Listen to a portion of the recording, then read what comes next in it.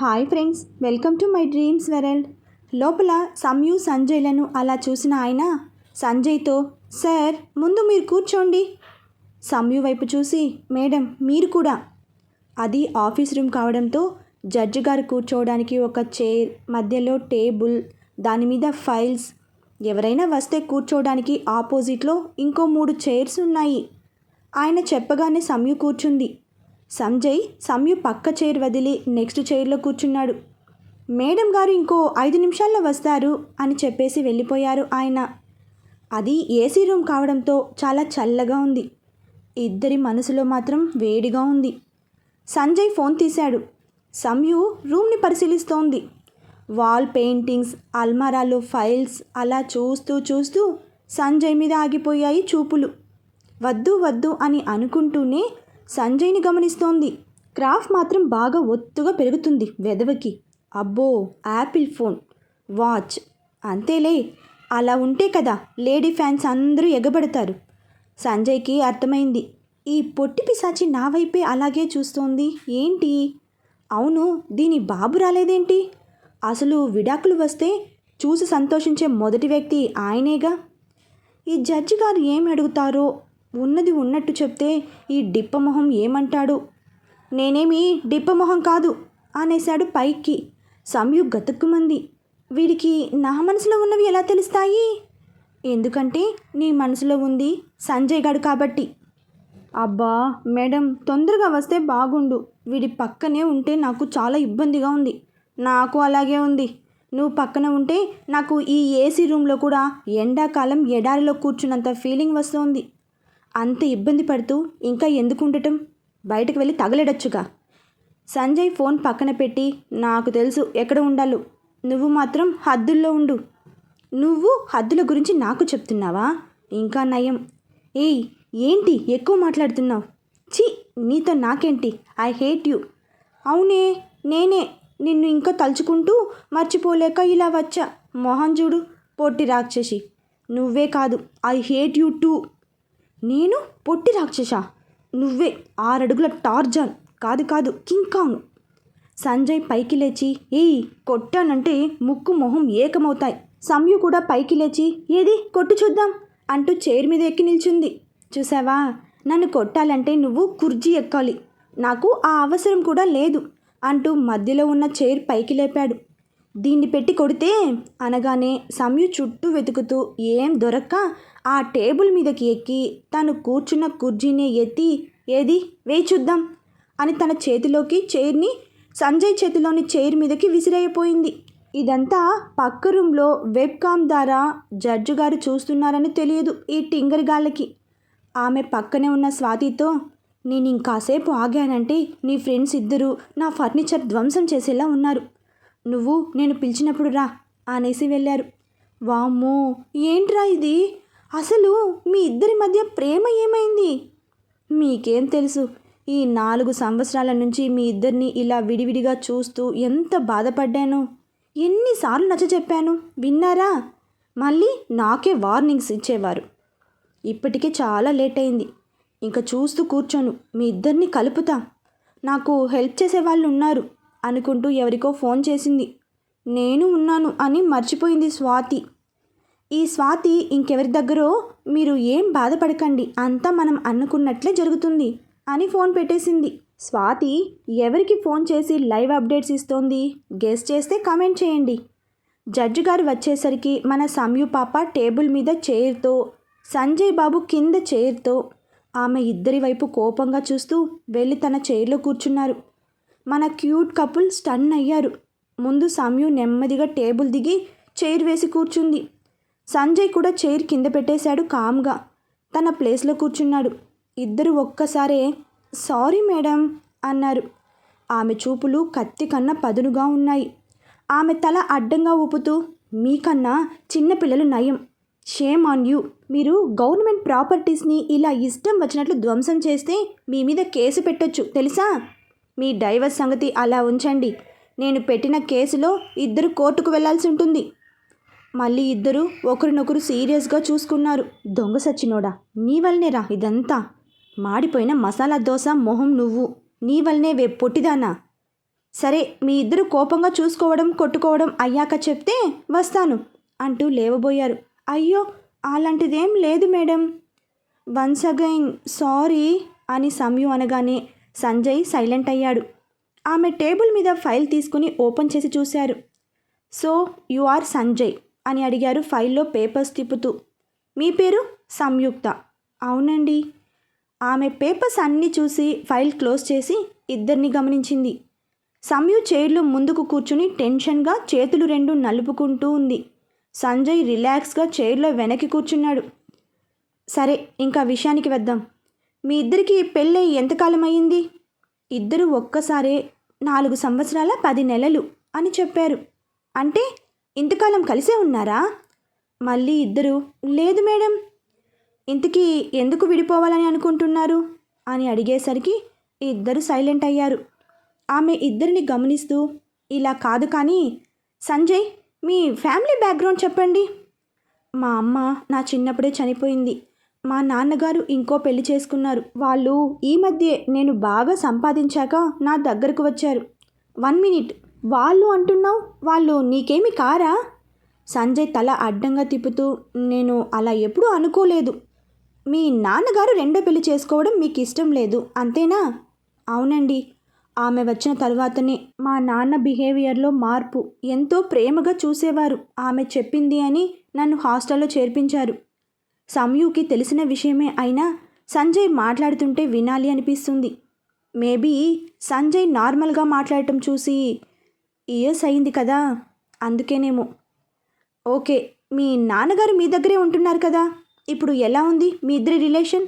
Madam, నాకు కొందరి దయ వలన ప్రేమ ఆప్యాయతలు అంటే నమ్మకం పోయింది.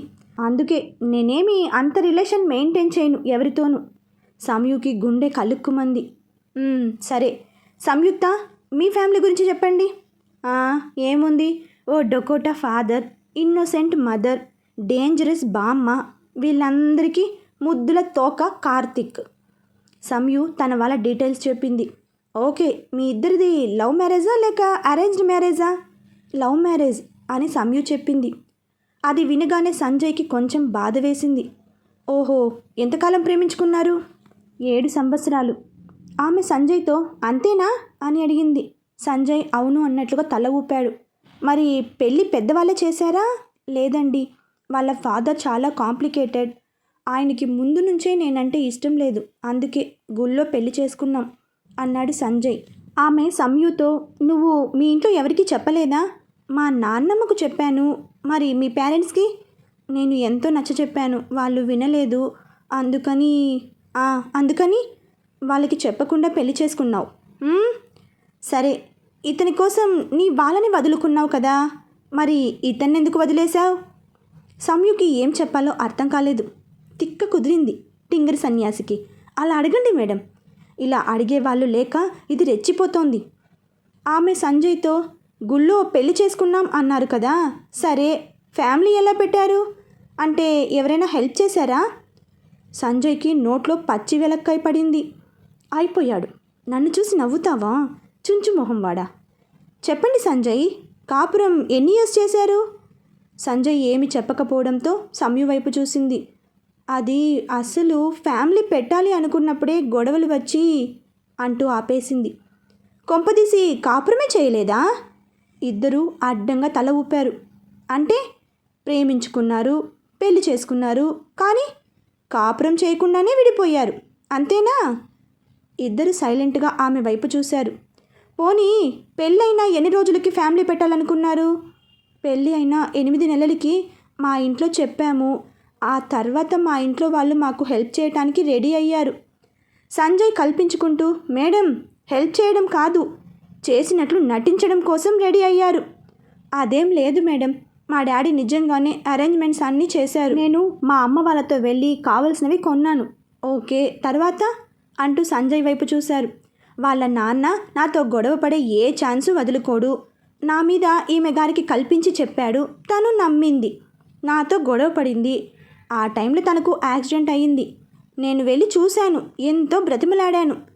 వింటున్న సంయుకి కోపం వచ్చింది. వెంటనే ఒక్క నిమిషం మేడం, మా డాడీ చెప్తే ఎక్కించుకునేంత పిచ్చిదాన్ని కాదు నేను. ఈయన ఉండే ఫ్లాట్కి వెళ్ళేసరికి అంటూ ఆపేసింది. సంజయ్కి కోపం వచ్చింది. అంతలో ఆమె వెళ్ళేసరికి చెప్పండి సంయుక్త, వెళ్ళేసరికి ఏమైంది? ఈమె నన్ను వేరే అమ్మాయితో చూసి అపార్థం చేసుకుంది. వేరే అమ్మాయితో చూసి నిన్ను అపార్థం చేసుకున్నానా అంటూ సంజయ్ వైపు తిరిగి కోపంగా అడిగింది. మరి కాదా? అసలు నేను చెప్పేది విన్నావా? నన్ను కొట్టావు, అసహించుకున్నావు కదా. అసహించుకునేంత పని ఏదో చేశావనేగా. అంటే నువ్వు ప్రియ అలా చేయడం తప్పని నీకు తెలియదా అంటూ కళ్ళ వెంబడి నీళ్లు వచ్చేస్తున్నాయి. ఏంటి ఊరుకుంటుంటే రెచ్చిపోతున్నావు? నువ్వు చూసినదంతా నిజమని నమ్మేసి నన్ను వేలెత్తి చూపిస్తే నేను ఒప్పుకోను. జడ్జి గారు విస్తుపోయారు. హలో, ఇక్కడ నేను ఒకదాన్ని ఉన్నానని మర్చిపోయారా అని పెద్దగా అరిచారు. మళ్ళీ ఇద్దరు కామయ్యారు. అసలు మీ ఇద్దరు నిజంగానే ప్రేమించుకున్నారా అని అడిగారు. ఆమె వాయిస్లో కోపం చాలా గట్టిగా వినిపిస్తోంది. ఒకప్పుడు నిజమే మేడం. ఒకప్పుడు అంటే ఇప్పుడేమైంది? వరదల్లో కొట్టుకుపోయిందా అన్నారు వెటకారంగా.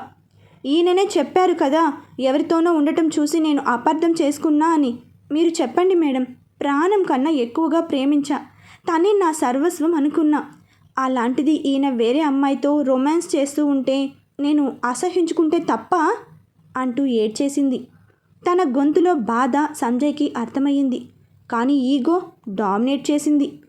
చూడండి సంయుక్త, నాకు కొన్ని క్వశ్చన్స్కి ఆన్సర్ డీటెయిల్గా కావాలి.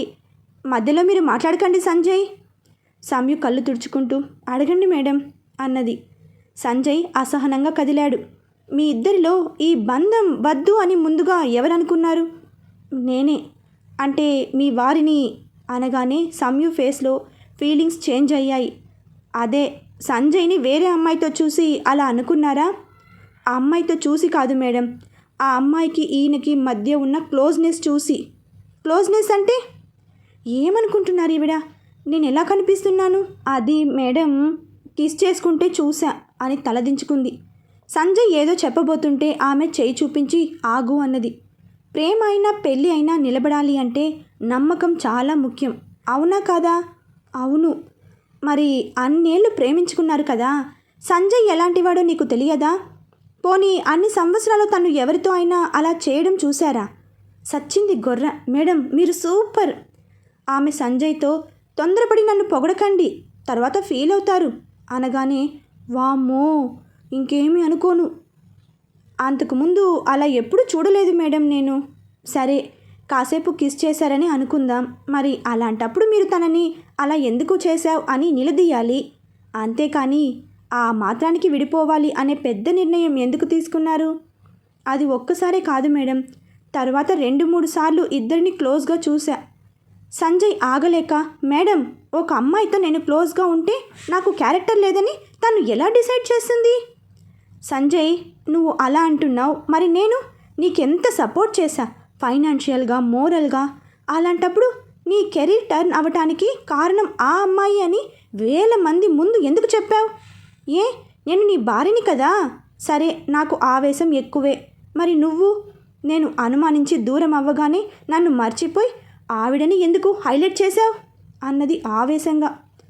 అసలు నువ్వు ఆ నల్లపూసలు నా మొహం మీద కొట్టి తాలిబొట్టు పంపావు. అలాంటిది నీ గురించి నేను ఎలా చెప్తాను? జడ్జి గారు అందుకుని, సంయుక్త అసలు నువ్వు హెల్ప్ చేసింది పరాయి వాళ్ళకి కాదుగా, నీ లవర్కి. సో నువ్వు సహాయం చేసి ఎందుకు రిటర్న్లో అతడి నుంచి నిన్నే హైలైట్ చేయాలని అనుకుంటున్నావు? స్నేహంలో, ప్రేమలో చేసే సహాయాలకు ప్రతిఫలాలు ఆశించకూడదు. సరే ఆశించకూడదు. నా పేరు చెప్పలేదు. ఆ అమ్మాయి పేరు ఎందుకు చెప్పాడు? ఎందుకంటే తను నాకు ఫస్ట్ 2 మ్యాచ్కి తనే ఛాన్స్ ఇప్పించిందని. విన్నారా మేడం? ఆమె గారు 2 ఛాన్సులు ఇచ్చిందంటే ఈయన గారు ఎంత దూరం వెళ్ళి ఉంటారు. నాకు తలనొప్పి వస్తుంది అంటూ బెల్ కొట్టారు. అటెండర్ వచ్చాడు. నాకు మంచి ఫిల్టర్ కాఫీ తెలుసుగా, మరీ స్ట్రాంగ్ కాదు, లైట్ కాదు, వేడిగా ఉండాలి. షుగర్ ఓన్లీ 1 స్పూన్ మాత్రమే. సంజయ్ సంయులు ఆశ్చర్యపోయారు. ఎందుకంటే వాళ్ళిద్దరూ అలాగే తాగుతారు కాబట్టి. మీరేం తాగుతారు? ఇద్దరం సేమ్ అలాగే తాగుతాము అనేసింది. సంజయ్ సంయు వైపు కొంచెం ప్రేమగా చూశాడు. సంయుకి తను ఏమన్నదో గుర్తొచ్చి, నేను అలాగే తాగుతా, ఆయన టేస్ట్ మారిపోయాయేమో అన్నది. సంజయ్ మొహంలో సీరియస్నెస్ వచ్చింది. నేను కాఫీనే తాగుతా అన్నాడు. అటెండర్ వెళ్ళిపోయాడు. సరే, ఇప్పుడు కాసేపు మామూలుగా మాట్లాడుకుందాం అనగానే, మేడం నాకు ఇంతసేపు ఉంటుందని తెలియదు, అందుకని 6కి వేరే వాళ్ళకి అపాయింట్మెంట్ ఇచ్చా, మీరు తొందరగా కానిస్తే అంటూ ఆపాడు. అంటే నేనేనా ఖాళీ?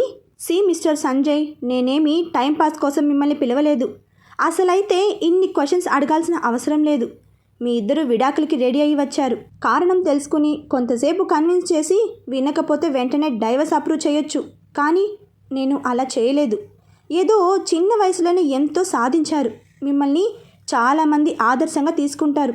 అలాంటిది మీరు తొందరపడకుండా మీకు పెళ్లి మీద ఒక అవగాహన కల్పించడం కోసం ఇలా పిలవాల్సి వచ్చింది. మేడం, మమ్మల్ని ఆదర్శంగా తీసుకోవాలంటే మా పర్సనల్ విషయాలే కాదు, ఇంకా చాలానే ఉన్నాయి, అవి తీసుకోవచ్చు. ఓహో, మీరు మీ భార్య మిమ్మల్ని దూరం పెట్టగానే ఎందుకు తనని కన్విన్స్ చేయలేదు? ఇందాక చెప్పాగా మేడం, చేశాను, ఈమె గారు వినలేదు. ఎన్నిసార్లు? 2-3 సార్లు.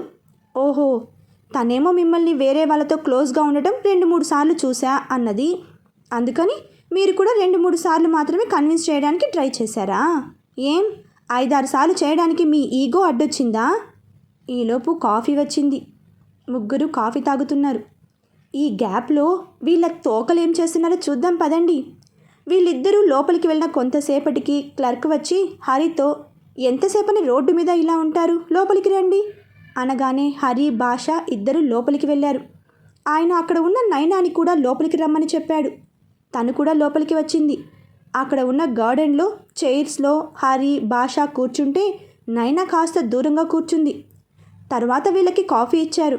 వాళ్ళు తీసుకుని తాగుతూ ఉంటే ఆ క్లర్క్ వచ్చి అక్కడ కూర్చుని ఉన్న నైనాతో, మేడం, సంయు గారి దగ్గర ఎన్ని సంవత్సరాలుగా వర్క్ చేస్తున్నారు అని అడిగాడు. నైనా కాఫీ తాగటం ఆపి ఆయన వైపు కోపంగా చూస్తూ, ఏం మాట్లాడుతున్నారు? నేను ఆవిడ గారి పిఏని కాదు, ది గ్రేట్ సంజయ్ గారి పిఏని. ఆవిడ పిఏ అదిగో ఆ పకోడిగాడు అన్నది. ఆయన గతుక్కుమన్నాడు. అది విని హరి, ఓయ్ ఏంటే వాగుతున్నావు, గమ్మున ఉండు. ఆ రోజు నన్ను గోస్ట్ అనలే, నువ్వంటే తప్పులేదు కానీ నేనంటే తప్పు వచ్చిందా? హరి పక్కనే ఉన్న భాషతో, అన్నట్లు దియా పెళ్ళికి వచ్చింది ఈ దెయ్యం, ఈవిడ తిండి చూడాలి, అబ్బబ్బా కప్పలా నోరు తెరిచి తింటుంది అని నోరు కదిలిస్తూ పెద్దగా నవ్వాడు. నైనా కాఫీ తాగటం పూర్తి చేసి హరి దగ్గరకు వచ్చి, ఏంటి ఏమన్నావు? నేను కప్పలా నోరు తెరిచానా? నువ్వు మాత్రం కాఫీని దున్నపోతు కుడితి తాగినట్టు తాగావుగా. నువ్వు మాత్రం ఆ రోజు గులాబ్ జామ్స్ని లట్టుకున్న టప్పీ టప్పీమని ఓ డజను వేసుకున్నావు నోట్లో, అంతేనా? అటు తర్వాత బిర్యానీ తిన్నావు చూడు, అబ్బా నాయనో, ఇంకోసారి బిర్యానీ తినకూడదనిపించింది. అంటే నేను ఎలా తింటున్నానో కుక్కలా చూస్తున్నావా? ఆడపిల్ల అలా తింటుంటే చూడటానికి సిగ్గులేదు? హరి చుట్టూ చూస్తూ, ఆడపిల్ల ఇక్కడ ఎవరూ లేరే, కొంపదీసి నువ్వు కానీ ఆడపిల్లగా ఫిక్స్ అయ్యావా ఏంటి? ఏయ్ నిన్ను మా సార్ రాని చెప్తా అంటూ వేలు చూపించింది. అమ్మో భయం వేస్తుంది అంటూ వణికాడు. మళ్ళీ వెంటనే నవ్వాడు. ఇదంతా చూస్తున్న ఆ క్లర్క్ వాళ్ళ దగ్గరకు వెళ్ళి, సార్ ఏదో తెలియక అడిగా, పొరపాటున ఒక క్వశ్చన్, అది ఇంత దూరం వస్తుందనుకోలేదు. మేడం ప్లీజ్ మీరు లోపల హాల్లో కూర్చోండి. నైనా హరికి వేలు చూపించి వెళ్ళిపోయింది. అంతేలే, వీళ్ళ బాసులే కొట్టుకుంటున్నారు, వీళ్ళు కొట్టుకోవడంలో తప్పే లేదు. సరే రండి లోపలికి వెళ్దాం. లోపల కాఫీ తాగటం పూర్తయ్యాక జడ్జి గారు, నాకు ఒక విషయం అర్థం కాలేదు, మీ పెళ్ళి అయినా కూడా మీరు ఫ్యామిలీ పెట్టలేదు కదా, ఒకరి గురించి ఒకరు ఎలా అర్థం చేసుకున్నారు? సంయు సంజయ్లు ఇలా పెట్టారు ఫేస్, మీ ఇద్దరు ఇలా క్వశ్చన్ మార్క్ మొహాలు పెడితే ఎలా? అసలు ప్రేమకి పెళ్ళికి తేడా తెలుసా? ప్రేమించే టైంలో ఇద్దరు ఒకరికొకరు గొప్పగా అనిపిస్తారు. కారణం మహా అయితే 2 రోజులకో 3 రోజులకో కలిసేవాళ్ళు. ఆ కొంచెం టైంలో అవతల వాళ్ళ గురించి మీకు ఏం తెలుస్తుంది? లోకం ధ్యాసే ఉండదు, ఎవరిని పట్టించుకోరు, మీకు మీరే లోకం. కానీ పెళ్ళి అలా కాదు, అది ఎంతో గొప్ప బంధం, రోజుకో కొత్త విషయం నేర్పుతుంది, ఎన్నో అనుభవాలు అనుభూతులు ఎదురవుతాయి. పిల్లలు పుట్టే వరకు మీరే ఒకరికి ఒకరు చిన్నపిల్లలు, వాళ్ళు వచ్చాక అది వేరే ఆనందం. ఇవన్నీ అనుభవిస్తేనే తెలుస్తుంది. చూడండి, మీరు చిన్న వయసులోనే పెళ్లి చేసుకున్నారు, ఇద్దరికీ బాగా ఎక్కుతోంది మ్యాటర్, ఫ్యామిలీ పెట్టకుండానే విడిపోయారు. సంయుక్త, నువ్వు సంజయ్ ఏదో తప్పు చేశాడని కదా దూరం అయ్యావు. అసలు ఆ తప్పు ఎందుకు చేశాడు, ఎలాంటి పరిస్థితుల్లో చేశాడు, వెనుక ఎవరైనా ఉన్నారా? ఇవన్నీ తెలుసుకో. సంజయ్, నీ భార్య దూరం అయ్యాక నీ యాటిట్యూడ్నే మార్చుకున్నావు. అంటే ఆమె ద్వేషం నీ మీద అంతలా పనిచేసిందా? ముందు నీ భార్యని నీ నుంచి దూరం అవటానికి ఖచ్చితమైన కారణం ఏదో ఉండే ఉంటుంది. అది తెలుసుకో. ఇంకా ఫైనల్గా నేను చెప్పేది ఏంటంటే, మీ ఇద్దరు కలిసి ఫ్యామిలీ స్టార్ట్ చేయండి. ఇద్దరు ఒకేసారి పైకి లేచి నో వే అన్నారు. అరే, ఎందుకు నో చెప్తున్నారు అనగానే, మేడం అది ఎలా కుదురుతుంది? నేను వచ్చింది విడాకులకి. తనతో కలిసి ఉండటం అనేది జరగదు. నాకు ఇష్టం లేదు అన్నాడు సంజయ్. నాకు మాత్రం ఇష్టమా? కుదరదు. ఆమె కూల్గా, ఓకే అయితే మీకు డైవర్స్ ఇవ్వడం కుదరదు, ఇంకా మీరు వెళ్ళొచ్చు అనగానే ఇద్దరు ఒకరి వైపు ఒకరు చూసుకున్నారు. కళ్ళు కోపంగా కనిపిస్తున్నా లోపల హృదయం మాత్రం ఏదో తెలియని ఉద్వేగానికి లోనవుతుంది. అలా అంటే ఎలా మేడం అని అడిగింది సంయు. సంజయ్, ఒక 2 నిమిషాలు బయట వెయిట్ చేస్తారా? సంజయ్ బయటకు వెళ్ళగానే, సంయుక్త, మీకు అబార్షన్ అయ్యిందని మీ భర్తకి ఎందుకు చెప్పలేదు? సంయు ఆశ్చర్యంగా చూసింది ఆమె వైపు. మీ గురించి ఏమి తెలుసుకోకుండానే పిలిచా అనుకున్నావా? ఎందుకు చెప్పాలి మేడం? తను అది రావటానికి ఎంత కారణమో అబార్షన్ అవ్వటానికి అంతే కారణం. కారణాలు ఏమైనా కానీ నువ్వు అతనికి చెప్పకుండా తప్పు చేశావు. అసలు అబార్షన్ చెప్పలేదంటే ప్రెగ్నెన్సీ విషయం కూడా చెప్పలేదనేగా. అతనికి చెప్పాల్సిన బాధ్యత నీది. ఎంతసేపు సంజయ్ది తప్పు అంటున్నావు. నీ తప్పు ఎంత మాత్రం లేదా? నీ మనసుని ప్రశ్నించుకో. వెళ్ళి సంజయ్ని పంపి నువ్వు బయట వెయిట్ చేయి. సంయులో చాలా ప్రశ్నలు మొదలైనాయి. ఆలోచించుకుంటూ వెళ్ళి సంజయ్ అని పిలిచింది. సంజయ్ చిరాగ్గా ఏంటి అన్నాడు. రే గూట్లేగా, తను ప్రేమగా పిలిచిందిరా. ఇది తెలియదు కానీ తిట్టుకుంటే మాత్రం తెలుస్తుంది. నిన్ను పిలుస్తున్నారు. సంజయ్ లోపలికి వెళ్ళాడు. సంయు ఆలోచిస్తూ అక్కడే కూర్చుంది. సంజయ్ రాగానే ఆమె, సంజయ్, మీ భార్యకి అబార్షన్ అయ్యిందని తెలిసి తనను విడిచి ఎలా ఉండగలిగారు? సంజయ్ షాక్ అయి చూశాడు. మీకెలా తెలుసు? ఎలా తెలుసో తర్వాతి అప్డేట్లో తెలుసుకుందాం. అందరూ తిడుతున్నారా సంజయ్ని? నాకు వినిపిస్తోంది మీరు తిట్టడం. బాయ్ ఫ్రెండ్స్, రేపు మరొక భాగంతో కలుసుకుందాం.